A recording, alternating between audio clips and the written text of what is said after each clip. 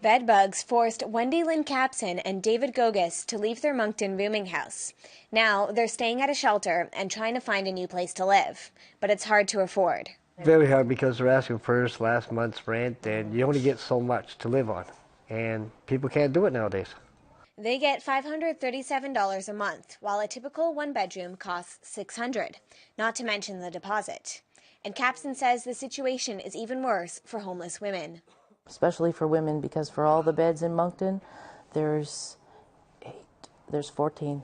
In all of Moncton for women for homeless shelters, 14 beds, that's it. They say more affordable housing in Moncton would help. A new report on the state of homelessness in Canada reached the same conclusion. It says to keep up with demand in the country, the government has to increase spending by an additional $46 a year per person. That works out to almost $3.8 billion. But the report says not doing anything is worse, as homelessness costs the economy nearly $7 billion a year in things like healthcare. Every time we turn around, whatever we try to do, it's the one thing that we run up again. It's the one block, is that we do not have enough affordable housing. She says it's easier than a lot of people think to fall into homelessness, and many people are just one missed paycheck away from serious financial trouble. Deo Chuma agrees affordable housing would help, but says alone it's not enough. It will be a solution, but not the solution. There are many people in that situation. When given a house, they can't keep it because they don't function. They need housing, he says, but also services where people can get the other help they need. Alex Abdulwahab, Global News, Moncton. Hi there, I'm Darren Howard. And I'm Robert Nisbet. We're covering poverty issues, the ones that mainstream media does not cover. Here on Video Radio, independent media. For an intelligent world. And we're taking out 15 minutes to start with to talk about some of the problems that we're facing here in Canada. But we do have to take a look at some of the solutions that some municipalities are coming up with. Yes, and there are municipalities that care for the poor, despite what the Conservatives are trying to do, vilifying the poor. Saskatoon, Saskatchewan. They're doing it. Check it out. After launching in April, Saskatoon's Housing First program has made strides beyond the organizers' wildest dreams. It really is about the quality of life, about safety, about return to citizenship. We see that they're so happy to have a key, a safe place to be, a place where they can cook their own food and have friends over. 19 of the city's most vulnerable have been housed in the last 6 months. Data collected in that time shows the program has saved hundreds of thousands of dollars, decreasing demand in emergency and related services. It just shows that when there's a focused effort on an issue, that you can really come up with some really positive results. And I think in this case, they focused on a number of individuals, and you see the results. This is certainly helping us cope with the boom in our city, and these types of initiatives are exactly what we need to better serve our community in the right way in the community. There are 17 participants still in the voluntary program. While United Way of Saskatoon leads the initiative, Saskatoon Crisis Intervention Centre deployed the Housing First program. The number's small, so we can provide the intensive support until we can grow our team. Right now it's three staff are providing services to 17 people. It may seem small, and it may seem like, how are we going to deal with the hundreds of homeless people? But it's a step in the right direction. Participants are spread throughout the city, making the adjustment from sleeping on the street to having a place to call home. It's a program where you don't fail. If the housing doesn't work out and something happens, we'll find other housing and we'll work it out. Aaron Strack, Global News. So proud of Saskatoon. Yeah, 19 people in the program. I mean, they've only running with 3 people, though, so they do have to step it up a little, but it is a step in the right direction. And we've got to stop vilifying the homeless.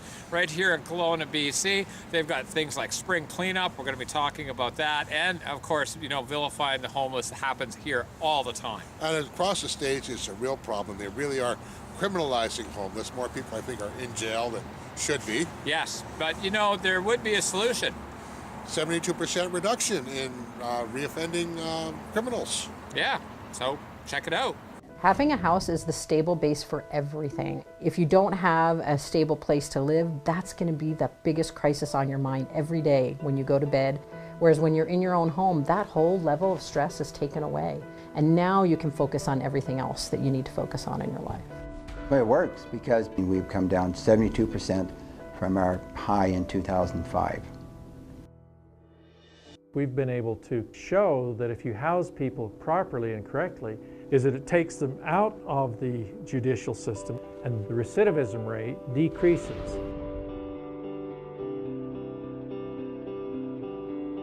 The ultimate goal is to eliminate chronic homelessness here in Utah by the year 2015, and the results here prove that that is an achievable goal. The old approach of emergency shelters and transitional housing has been a failure. Housing First has been accepted nationally. This is the key to ending chronic homelessness. The Casper Housing Authority is trying out a system they first saw in Salt Lake City. Staff say they've already seen success stories.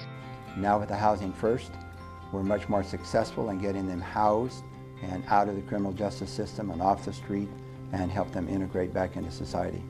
We're actually moving out today. It means a lot to me to have my family back where we can be by ourselves, and it does help you. If you do need to come here, everyone needs a helping hand here and there. It is most cost effective. We can serve more people with the same amount of dollars than if we didn't do this program. But it's also the right thing to do. It just makes sense.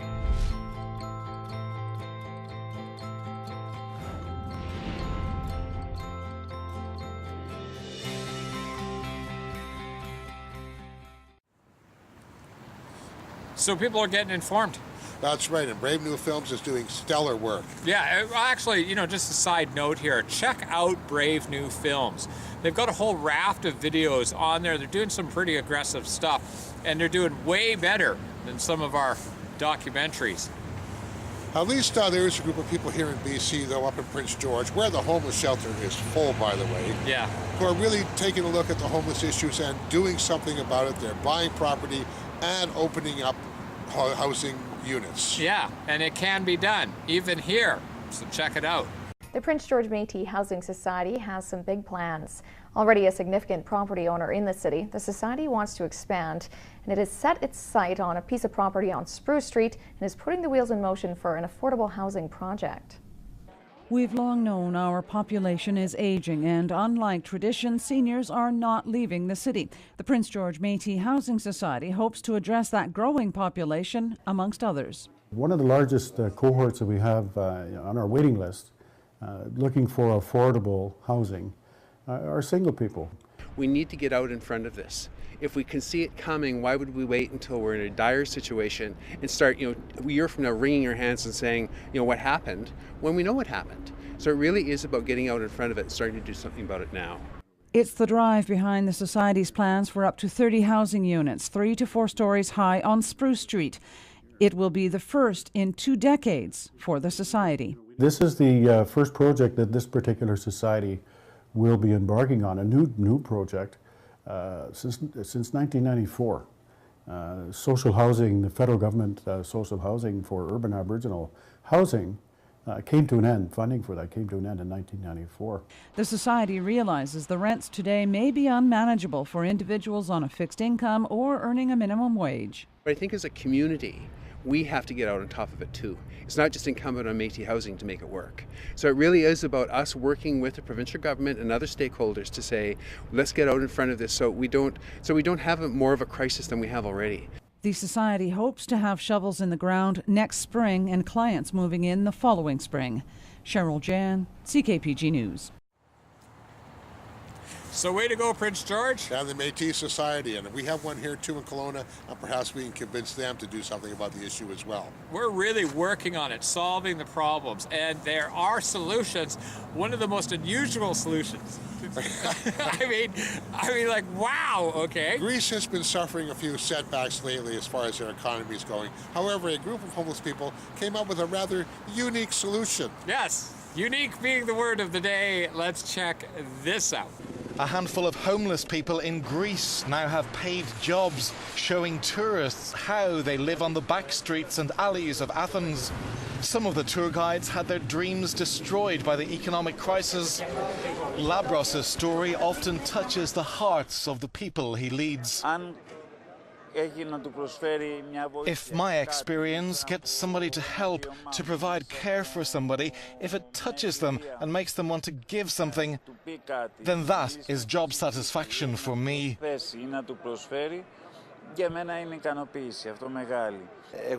I'm homeless, I live in a shelter.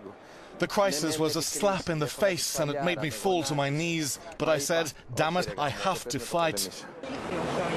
The groups visit shelters and listen to stories about life on the streets. One guest said, when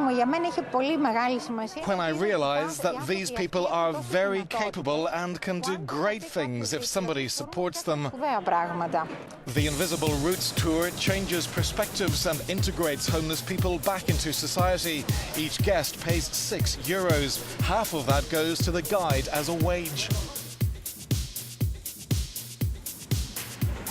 So file that one under Capitalism Works. Talk about entrepreneurship. Yes, and they're really thinking outside the box, thinking outside the cardboard box in this case. But kudos to the guys down in Greece and other people that are coming up with solutions to deal with poverty issues and taking care of themselves. You know, remember, social media is working. Activism is working. Fascism is losing. And that's because we're all talking about it. And we need to be. It's a conversation we have to have. Yeah. So remember, your likes and shares really help. Okay. So thank you guys very much for that. And follow us, like us, and please subscribe here. Yeah, subscribe here. Okay. We never do that. I'm Darren Howard. I'm Robert Nisbet. Thank you for tuning in to Video Radio. We've got a great show coming up. Hang on.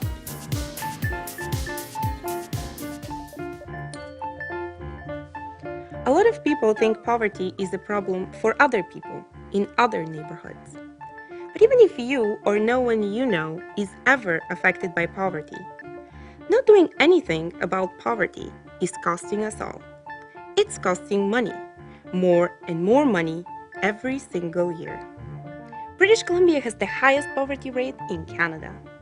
Not addressing this comes at a price. And this is what it looks like when we do the math. For starters, it costs us $1.2 billion per year to pay for the healthcare costs related to poverty. That's because poverty is literally bad for your physical and mental health. You're more likely to live in poor quality or unsafe housing, or none at all. You're more likely to go hungry, have a job that exposes you to hazards, or end up with preventable health conditions. We've heard a lot lately about how we need to get tough on crime. But some crime could be prevented by reducing poverty, which is linked to crimes of desperation, low literacy rates, and living in unsafe situations. The poverty-related costs of crime in BC add up to $745 million per year.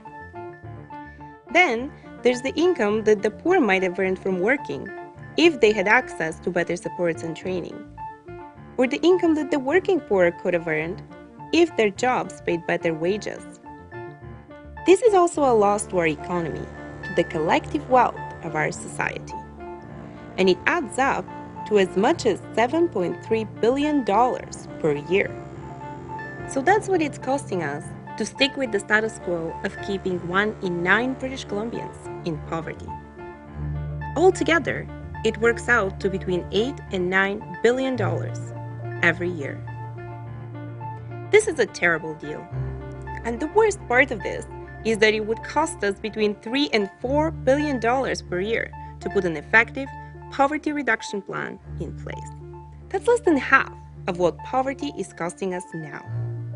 You don't have to be an economist to see that it costs more to keep people in poverty than it does to fix the problem. It's just simple math. Not for other people in other neighborhoods, but for all of us.